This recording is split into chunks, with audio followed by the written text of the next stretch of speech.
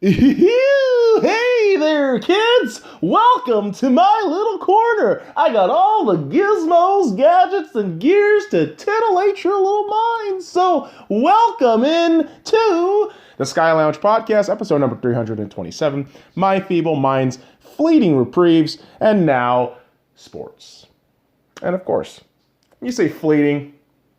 Shit doesn't stick. Much like any fucking script that I try to do for these fucking podcasts now. Well, what do you mean? Well, you've seen the album art for this episode. It is my ashtray, my blunt, a bottle of water, and a small piece of paper with the number 327 written on it with a bunch of fucking scribbles and words. You can consider English to some, but I consider gobbledygook even if it's my own handwriting. But yeah, we're at this point today, again, on another Tuesday, where I don't have a script, kids. But I felt the need to talk about sports ball, all this other shit. Well, not other shit mostly, because other than sports, most things are just kind of redundant and regurgitating bullshit. I mean, some can argue that with sports too. That's totally fair. And I get that. And people have, their own personal gripes against sports ball, which I was on that same boat a couple years back when I was a lot younger. But yeah, I mean, as the title suggests, it is one of my few reprieves from general masses of normies out there. Holy fuck.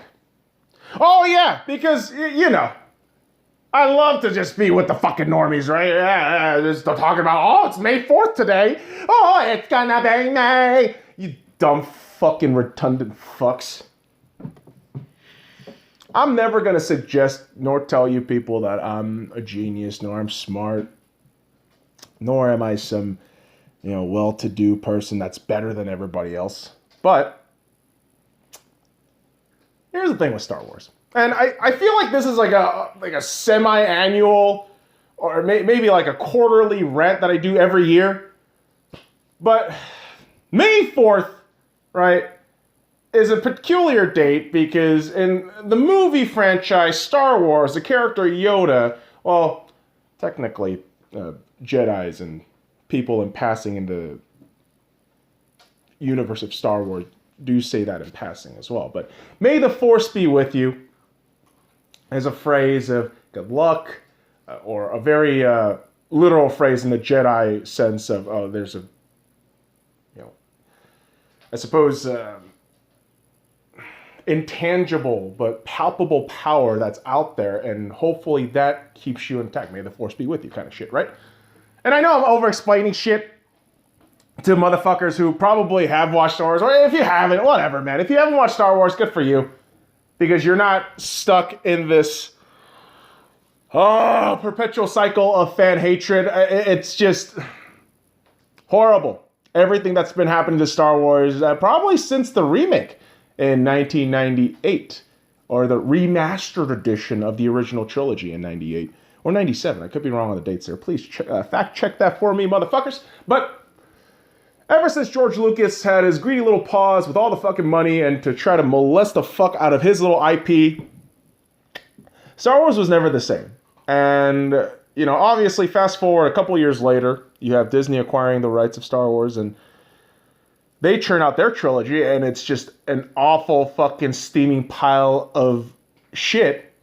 And you know what? Let's not down talk shit, okay? Because the fucking sequel trilogy is diarrhea. So you're making no fucking sense. You're just talking all these words, making highlight points, and just trying to reel us in emotionally. Shut the fuck up, I'm getting there.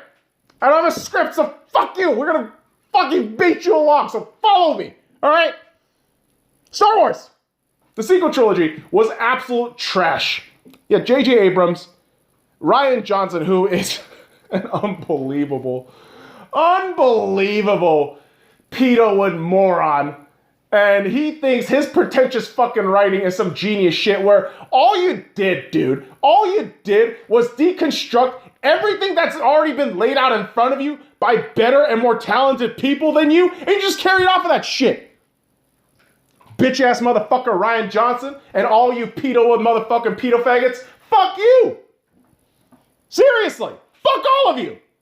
All you do shit now when you make money or when you make movies is to make money. You make movies to make money, make movies to make money, money to make movies. Whatever. You see my fucking point here?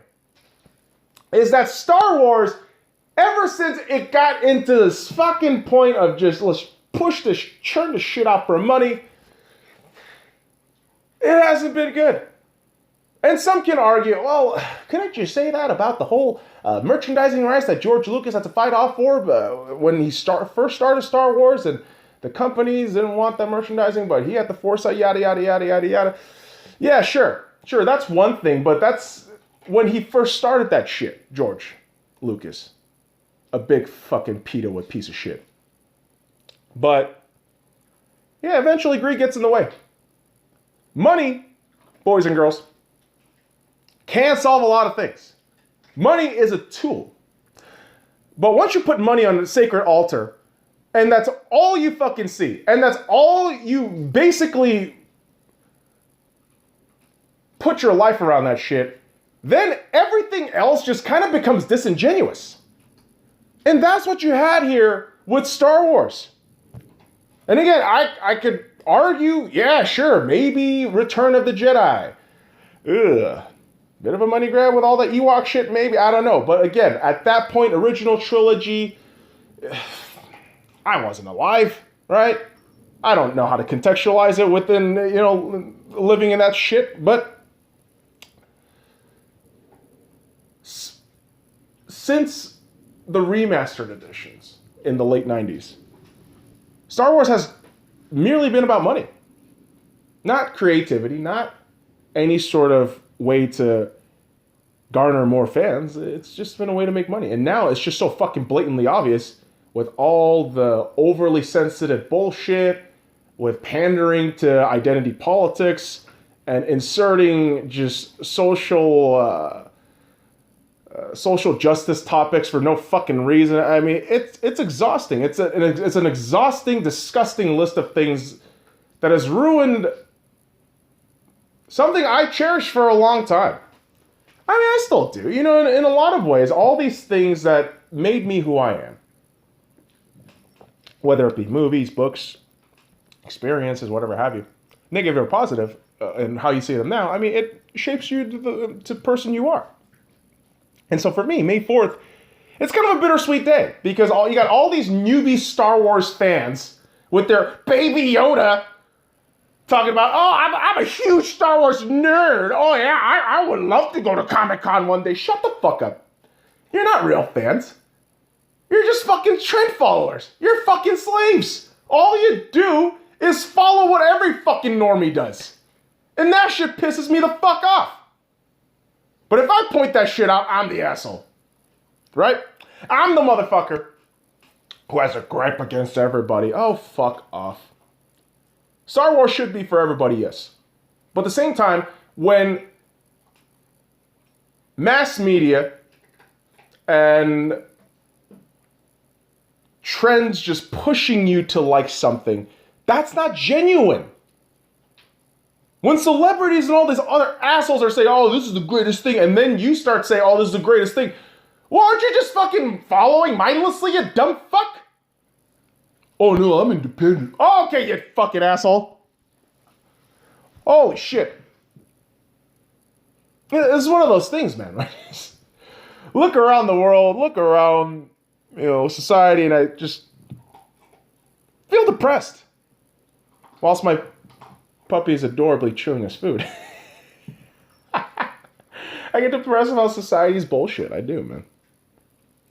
And it's not no bullshit about, oh, she doesn't like me. Oh, my balls. My feet. None of that shit. It's existential shit. Like, oh my God. Is this all humanity is capable of? Oh my God. We just got these fucking human beings who are twice, if not at least the same size as a fucking cow.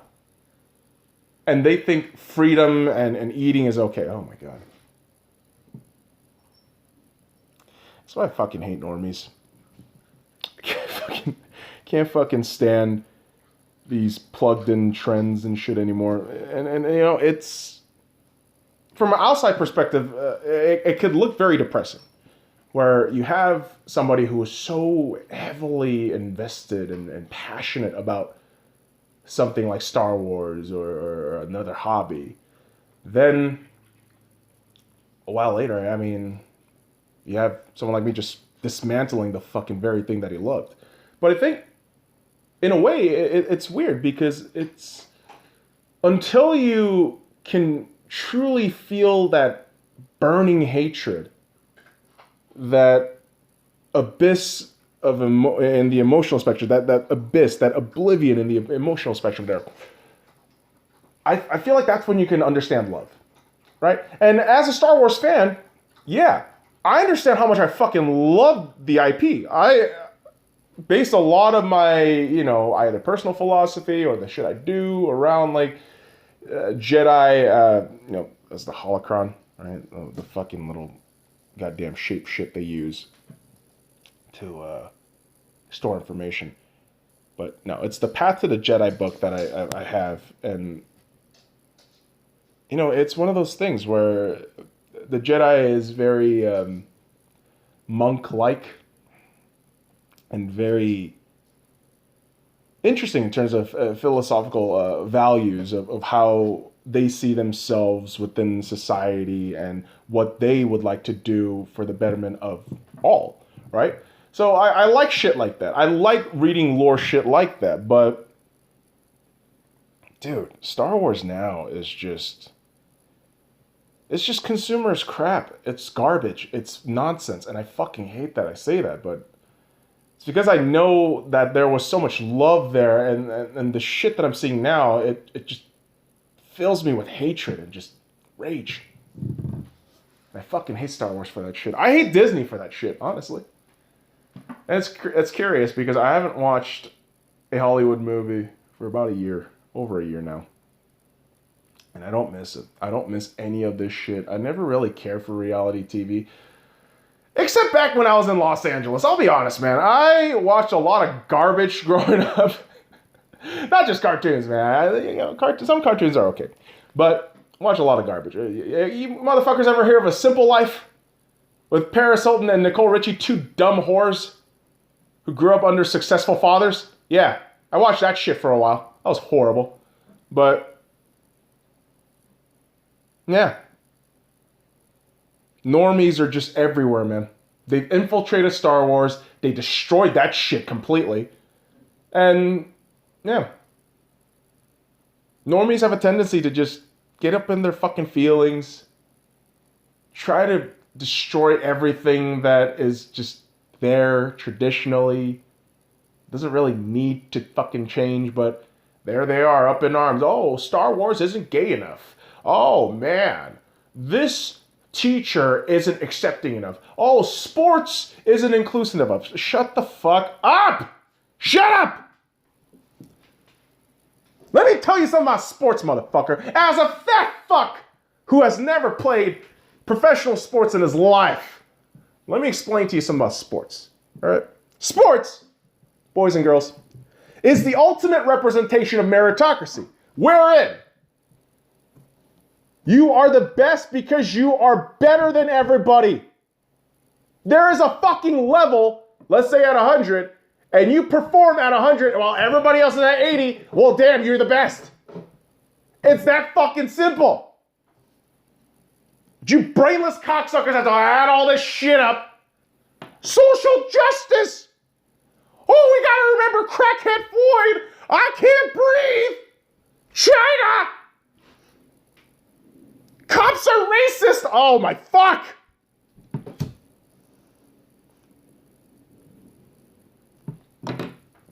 You wonder why television ratings are fucking dying. Oddly enough, except for the NHL. Which I have to give a huge kudos, despite the fact that the NHL is kind of retarded at times. But I gotta give a huge shout out, man. NHL is getting deals with ESPN. For broadcasting rights, also Turner Sports, so TBS, TNT, Here in the stateside, we're going to get a lot of that shit starting next year, if I'm not mistaken. But, hockey doesn't need any of the bravado of those channels or the fucking names of those channels. Hockey's just hockey. And when you just say Stanley Cup playoffs in less than 10 days, maybe just about over a week, you start salivating. Like I am now. And it's not just because I'm smoking this blunt, motherfucker. It's because I can't fucking wait for some playoff hockey. Now, as of this recording, the Vegas Golden Knights are doing pretty damn well. All right, so my Vegas Golden Knights, boys and girls. It could be yours. It could be yours too. I don't fucking judge. I don't really give a shit who the fuck you cheer for. But the Vegas Golden Knights right now are contending for a President's Trophy, meaning they will have the best total points in the league by the end of the season, and that's a projection based on all the games that are still being played, teams that have played games, and Vegas with games in hand, 5 to go before the season is over. There is a very likely chance that this team will win not just the division, but the President's Trophy, which scares me a little bit. Because if the Vegas Golden Knights do win the President's Trophy, there is a general curse that follows with the President's Trophy winners. They don't win the Stanley Cup. I don't want that. So, with that said, could somebody in Carolina or Florida just take that shit, please? I'd love for you guys to take it. I mean, Carolina, you deserve it. Not just because I don't want you guys to win the cup and I'd rather see Vegas win the cup, but Carolina's been great. I mean, they basically dominated the Central along with, other figures here and there throughout the season. But I feel like Carolina's been the most consistent in that division in the Central. But got a lot of fucking thick competition out there, man. It's because of the way the divisions are set up right now, tournament style, that unless you're one of those people that don't really have a team,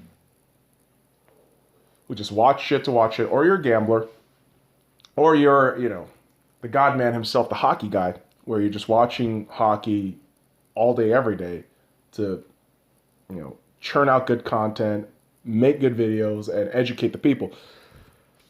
You understand that you're only going to watch your team, your own division. But when you watch everyone else, and then you kind of keep an eye open to everybody else. And I'm saying this as a Vegas Golden Knights fan and telling this to any fucking Vegas Golden Knights fans who are getting arrogant about their shit. You don't know everything about these other divisions. Right now, probably up until the semifinals, you aren't going to know anything about these divisions in terms of how good they are and how well they'll compete against everybody else. Because remember, it's still going to be a best of 7 in the first and second round within the division. 1-4, right? 2-3, seedings like that. And then winners of those face off each other in the next round. So we truly won't know how good a certain division is, how good a certain team was within the context of the way we got shit now. But at the same time, that's what we got to do. Because pandemic and such. But I feel like the product isn't suffering overall, man. The hockeys have been fucking fun. I've watched several games throughout the season, not just the Vegas Golden Knights, but I watched a lot of Sabres games. out of morbid curiosity. I have done that a lot this season. And I was watching very closely during their 18-game losing streak because I wanted that shit to go to 19. But it never happened. Makes me sad. But I also like watching the Leafs. They've been electric all season long. One of the best teams in the league, arguably. And, obviously the Penguins, what they're able to do without a figure like Evgeny Malkin, or some nights if you maybe don't have a Sidney Crosby, you're still doing shit with the depth, with defense, and with good goaltending. Shout out to Tristan Jarry. And, what's the other dude's name? Casey Middlestat? No, Casey Middlestat's the fucking dude over there in Buffalo. I'm thinking, oh, fuck. Jarian. Fuck! Forgot his name! Apologize, boys and girls, but this is what happens when you don't write a fucking proper script and you don't have a real good brain for memorizing things. Casey the Smith. Son of a bitch. Where the fuck does Middlestat come from that shit? Whatever. But, point being, I try to watch as much as I can, but yeah, at the end of the day, I'm only going to really mainly focus on the Vegas Golden Knights. And yeah, I mean, the prospect of the President's Trophy is nice, but I don't really much care for still some of the big blemishes in this Vegas Golden Knights team. And dude, the power play. I know there are certain games where we just have these amazing fucking moments in power plays, but guys, we got to get this shit fucking figured out. Because if this doesn't happen before playoffs, I mean, my God. The playoffs are basically predicated on who does and doesn't play well with special teams. And that really makes or breaks for a potential Stanley Cup run. And I'm not going to lie, I want the motherfuckers to do something this year. And I know it's impatience. I know it's spoiled as a Vegas Golden Knights fan to expect so much from such a young franchise.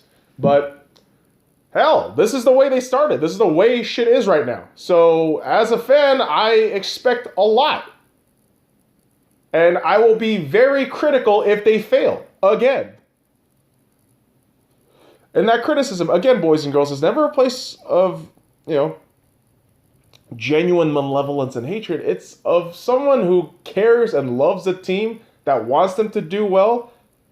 So I say harsh and truthful shit, but most of you soft motherfuckers will never understand that shit.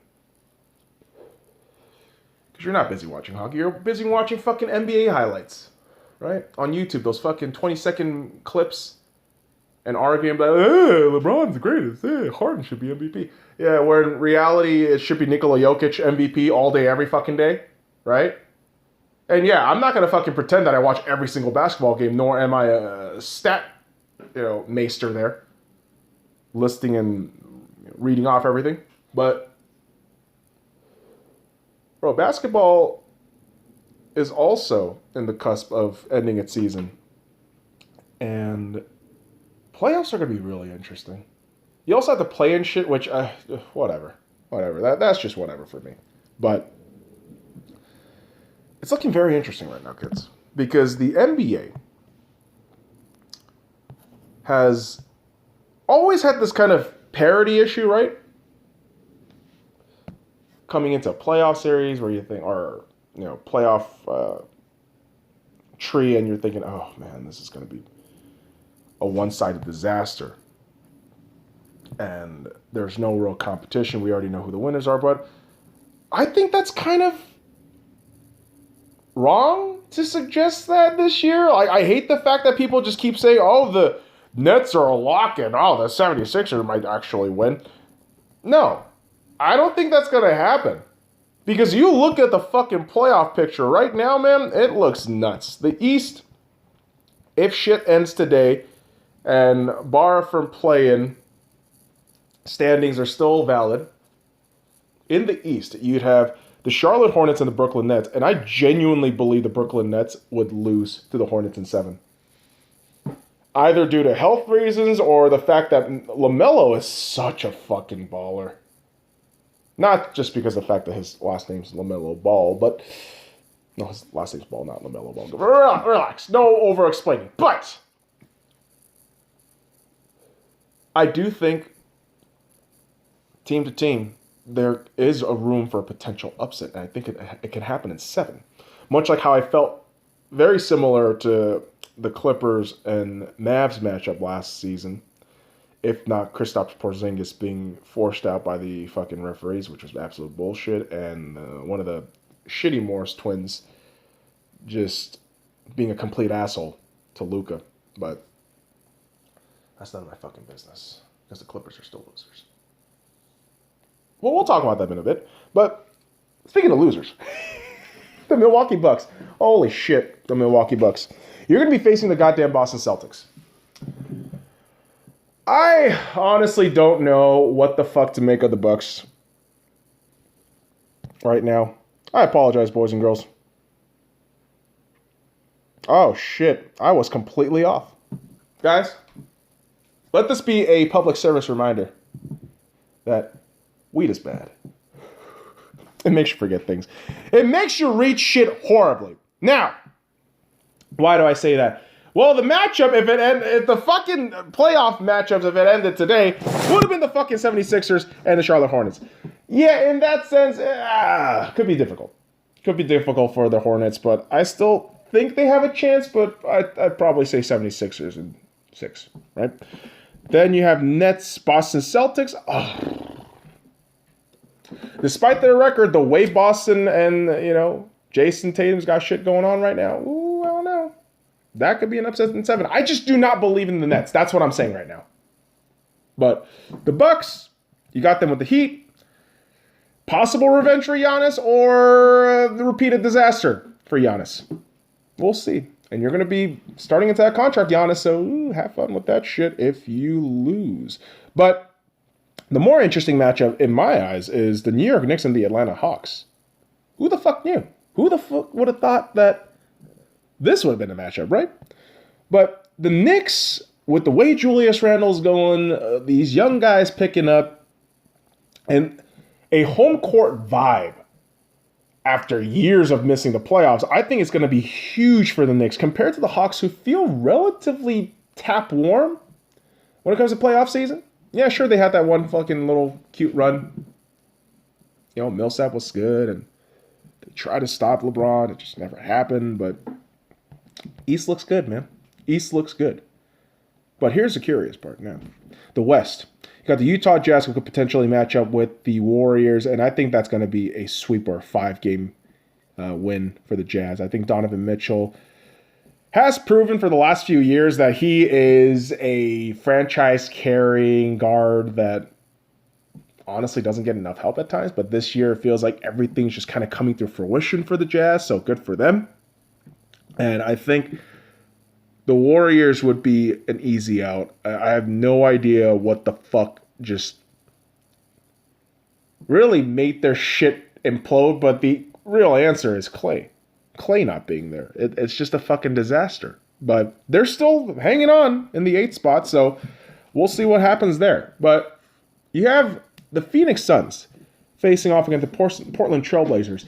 The perennially fucking 14th or fucking 15th seeded Phoenix Suns are now 2nd in the West. They have a potential to push for that first spot. And this is where the battle between the Utah Jazz and the Phoenix Suns down the rest of the season is going to be very, very fun to watch. But while we're going to get further ahead of ourselves on that, the Portland Trailblazers, I think, are a redundant mess. I think they're going to get swept or 5-game loss against the Suns. I mean, CP3 is going to lay the fucking fireworks on this motherfucking team.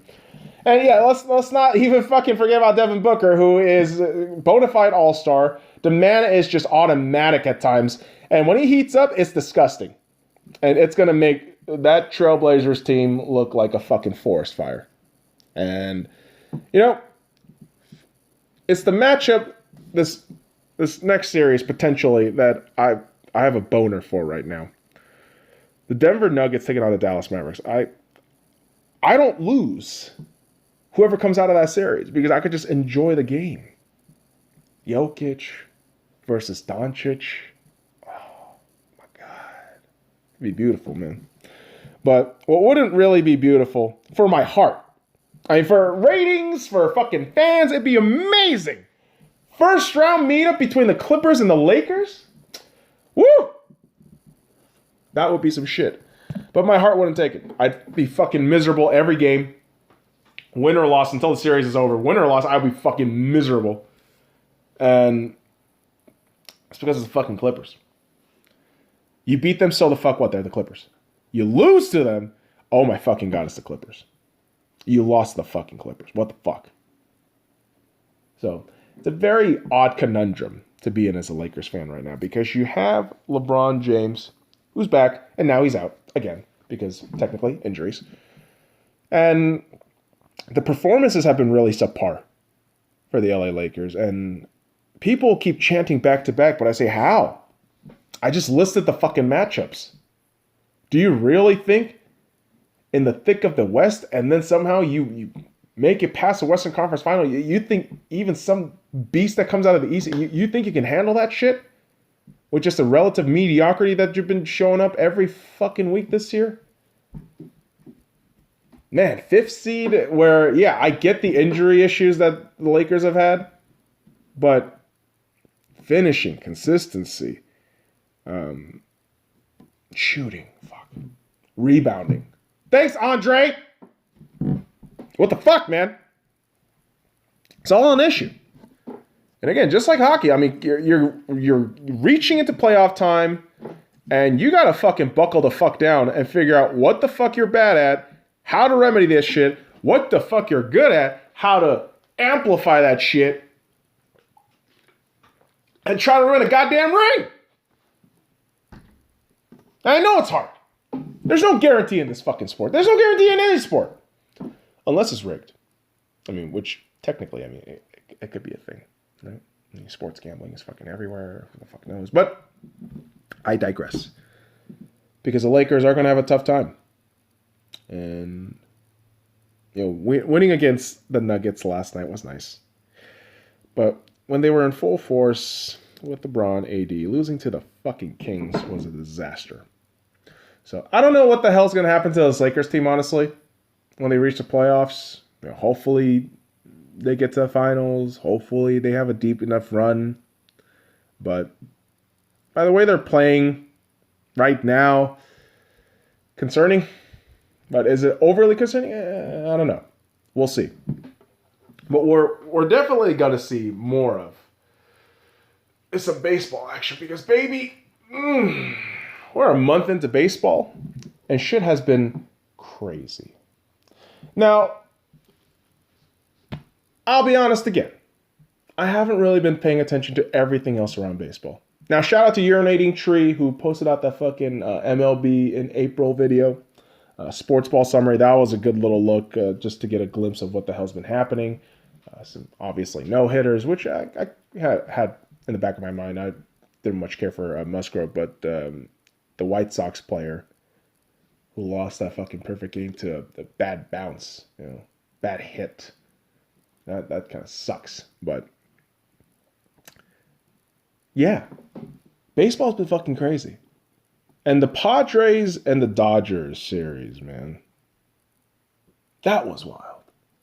But I'm thinking in my head, wait. Where the fuck the Giants come from? They looking good too. The fuck is going on here? And they're doing damage. The NL West is going to be a messy division. And, you know, the Dodgers are already facing the grueling fucking cost of a full 162 season because we're losing guys to injuries left, right, and center. It's absolutely insane. Dustin May going to undergo Tommy John surgery, so he's out. He's out for the entire season. And that sucks because Dustin was fucking awesome to start the season. Who are they going to bring? I have no idea. No idea. I mean, our prospect farm's okay, but I don't know how prepared the guys are. And more concerning is our hitting. It's been shit. Like, our depth guys aren't as good as we'd hoped. Or, I guess, too much expectation based on the opponents and talents on the opponent's side. But, oh boy, it's been kind of rough to watch some Dodgers baseball. Especially if you know some of those games where we go into extra innings and you lose by 2 or 3 and you just wonder why. And then the why gets answered. Bad hitting, awkward pitching, you know, bad situational management, reading by Dave, which happens a lot. But that's what you get for being a Dodgers fan, man. I mean, you have the World Series, but you also have the fucking kind of price of the hangover and really the price of a championship and what it costs to a team in the next season. It's all laid bare in front of us. Much like how Fernando Tatis just lays bare that fucking ball whenever he hits that shit. He's beautiful, man.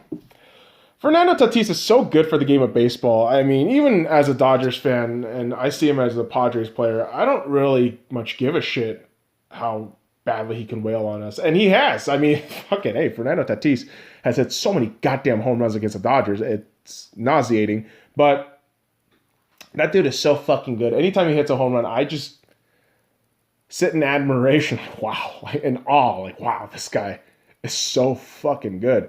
Now, can he use some defensive work? Yeah, probably. But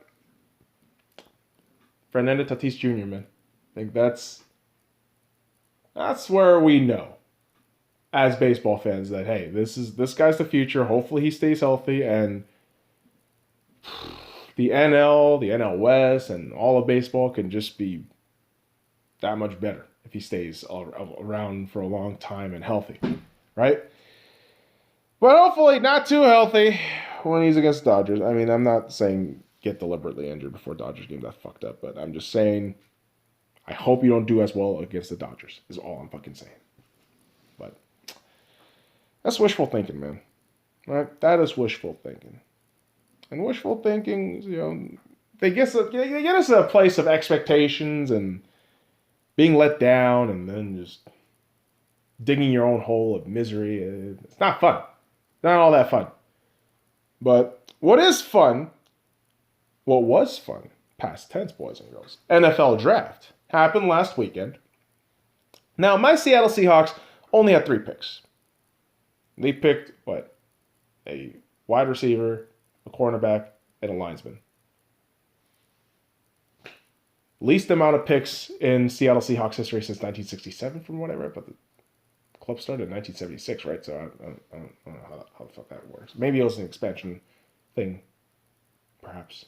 I could be wrong. But anywho, boys and girls, Jesus fucking Christ, my brain is just going all over the place. It's the fucking weed, fuck you! Okay? My Seattle Seahawks had 3 picks, and I'm okay with that. At least, you still have UDFAs, you still have all these other things that you can still tweak around with the roster, but I'm really excited about this defense. I said this in the last episode, if I'm not mistaken, that the Seattle Seahawks defense could be one of the best in the league, and I am all in for it. And if I get to see it live, maybe a fucking away game out there somewhere, that'd be pretty fucking cool. That would be pretty fucking cool. But the NFL draft was pretty memorable for other fans, probably. I mean, I didn't really get to watch it, but I know certain fan bases were more upset than others.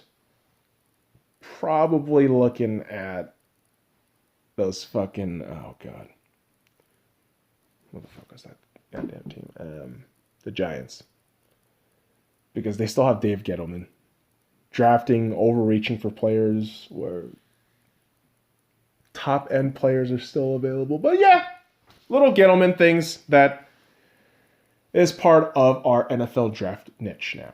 But kids, what's not really a niche and what's been more of a widespread topic in the realm of football has been shitty ownerships and fans voicing their discontent against said shitty ownership.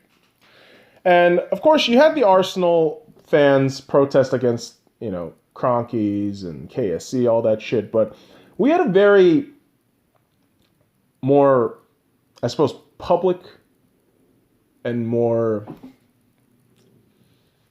highlighted event happen over the weekend where you had Manchester United fans not invade Old Trafford because that's some bullshit narrative people are putting. They basically waltzed in to Old Trafford, pitch side, and started just fucking shit up. Screaming, chanting. I mean, some of the dudes were throwing camera equipments on the goddamn pitch, and I was all for it. I thought, good. Fuck those TV deals. Fuck these shitty ownerships. Get your fucking clubs back. And I understand football's a global sport. I understand because of the way shit is now that I'm a fan of Arsenal, right? All these things happen, but that Super League thing really fucked with people's brains, okay?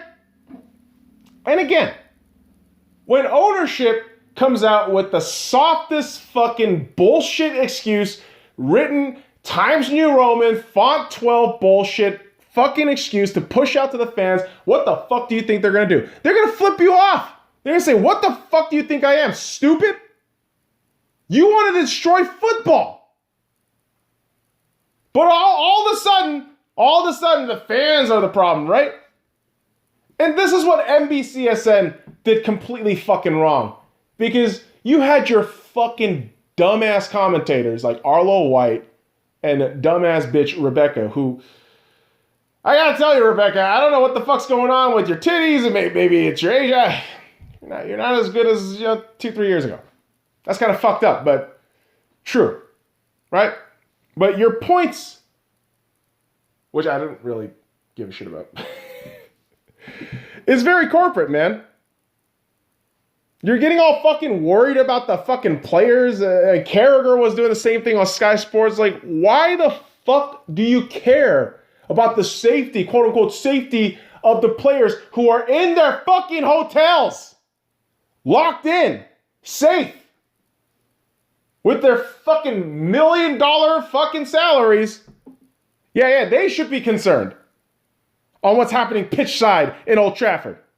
Really? So they postponed this fucking game, Manchester United versus Liverpool, by the way, which should have been one of the best fucking games of the weekend. But no! This sport where ownership can chuck billions of dollars into a fucking pet project that sees the destruction of all competition and destroys the idea of meritocracy, which is essentially sports. And then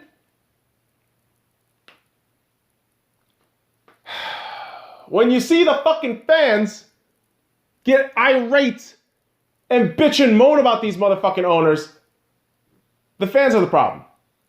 No, you fucking dirty peasants. Get out of the stadium you just waltzed in and let us play this match in an empty fucking hollow ground with 22 douchebags just prattling about. Really? Oh, we'll still take your money though. Thanks. We don't give a shit about you. We just want your money. And ownership and all fucking football clubs have made this so blatantly obvious now. Sad. It's sad to say that. I love football. I do, kids. You know I do. But owners like Kroenke, the Glazers, is Levy the fucking owner of goddamn Tottenham? I don't give a shit. The fucking oil barons of all the cities, the fucking Russian mafia motherfucker in Chelsea, they're all scumbags. How did you not know this shit? How did none of you know this shit? Oh, we knew. Then why did you fucking say something? I already had a problem when fucking Kroenke started owning 100% of Arsenal. And then just shit hitting the fan with the Super League. I thought, oh, great. No matter what the fuck happens this season, everything's a failure. Everything can be traced back to this motherfucking piece of shit in Stan Kroenke. KSE. I know all you kids are going to blame Arteta. I know you will. I know I can too, at times. It's not all him. It's not all on him. It's not.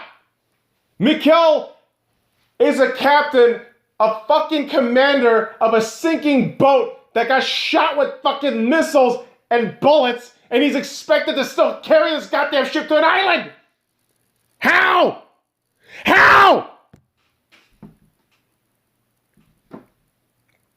Fuck KSE, fuck Kroenke, fuck all you goddamn top heads in Arsenal. You fucking killed this club for quite some time. I mean, you gave it cancer. You kept injecting the shit with radiation, kept poisoning the fucking body, and now the host is basically dying. And now when you see fans reacting the way they are, so viscerally, so angrily, you get upset? You, the players, get upset? You fucking corporate-backed commentators at Sky, NBCSN, BBC, all you fucking twats, you're getting upset? Get the fuck out of here. You're not real football fans. You can't tell me how to be a football fan, mate. Hey, clean your fucking teeth up and listen up your fucking ears, bitch. You're not a fucking football fan if you're a goddamn gatekeeper. You need money to be here. We gotta make a Super League. Retards. I get it. Ownership is generally American. Oh, it's American greed. Why are you making fun of the British?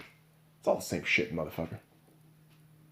Greed has no fucking nation. Greed has no fucking ethnicity. Just greed. Call that shit for what it is. Right? And when you call that shit for what it is, be specific about the fucking names. Kroenke. Levy. Glazers. Right? Oil cunts. Roman Abramovich. Fucking Christ. So I hate football. I love football. You know? It's an awkward conundrum we sports ball fans face. Especially the ones that keep plugging ourselves into the nitty-gritty, disgusting details. But that's about it, kids.